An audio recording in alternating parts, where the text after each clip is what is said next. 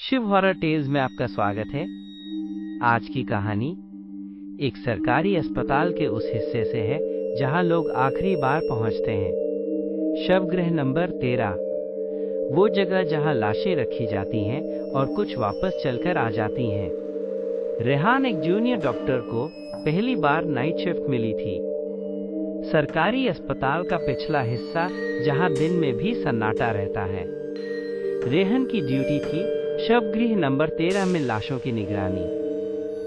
Ward boy Shyamlal उसे दरवाजे तक छोड़ने आया और जाते जाते बस इतना बोला, साहब अंदर से कुंडी लगा लीजिए, हवा से कभी कभी कुछ चीजें हिल जाती हैं। रेहान मुस्कुराया और दरवाजा बंद कर लिया, लेकिन अंदर घुसते ही एक अजीब सी बर्फ जैसी ठंडक थी और कोनों में लगे सीसीटीवी कैमरे जैसे उसकी हर हरकत देख रहे हों। रजिस्टर खोलते हुए उसे ध्यान आया कि आज की डेट 18 जुलाई है। कुछ अजीब था इस तारीख में, जैसे देजा वू। रात के 2:13 बजे रेहान रजिस्टर भर रहा था, तभी उसके बगल वाली टेबल से धातु के घिसने की हल्की सी आवाज आई।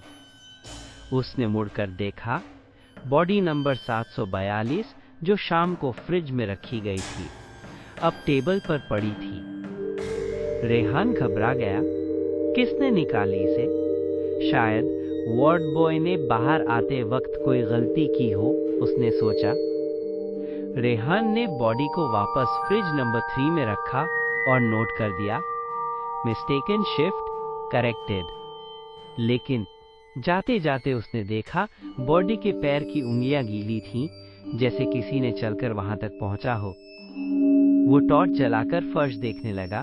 एक लंबा गीला निशान फ्रिज से टेबल तक सीधा था और उससे भी अजीब, टेबल के नीचे कुछ गिरा हुआ था, एक पुरानी आईडी कार्ड।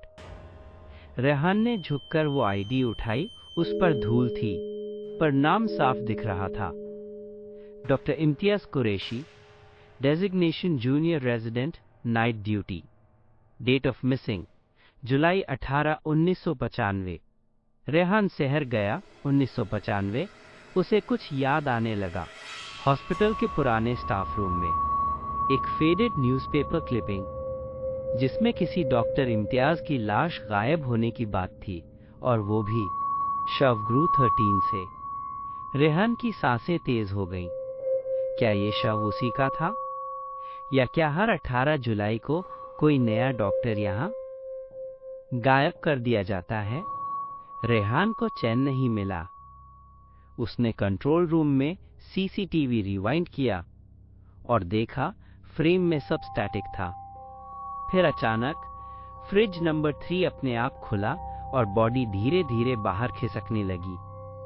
कोई उसे धकेल नहीं रहा था, कोई छाया नहीं, कोई इंसान नहीं। फिर भी बॉडी खुद चलकर टेबल तक आई थी और कैमरा अचानक ग्लिच करने लगा। बॉडी ने सिर घुमाकर सीधे कैमरे में देखा। रेहान का दिल धड़कने लगा। वो वही फुटेज दोबारा प्ले करने गया, पर वो पोर्शन अब ब्लैंक था। रेहान ने सुबह होते ही श्यामलाल से पूछा, तूने बॉडी बाहर क्यों छोड़ी थी? श्यामलाल धीरे से बोला, हमारा काम सिर्फ लाना ले जाना है डॉक्टर साहब, लेकिन बॉडी नंबर 742 ये तीसरी बार टेबल पर मिली थी।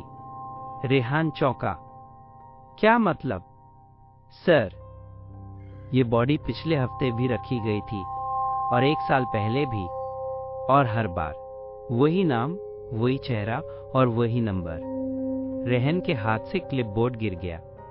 Same body, same face. Shyamlal बोला, कहते हैं ये शव कभी स्वीकार नहीं किया गया, न घर वालों ने न मुक्ति ने। रात में वापस शवगृह गया अकेले। उसने फ्रिज नंबर 3 खोला और उस बॉडी के टैग को ध्यान से पढ़ा। नेम रेहान खान, डेथ 18 जुलाई 2025, टाइम रात के 3:02। उसने घड़ी देखी, रात के 2:59। रेहान पीछे हटने ही वाला था कि फ्रिज का दरवाजा खुद बंद हो गया। कमरे की लाइट ब्लिंक करने लगी और टेबल नंबर 3 पर बॉडी फिर से रखी दिखी। रेहान ने चिल्लाकर कहा, कौन है?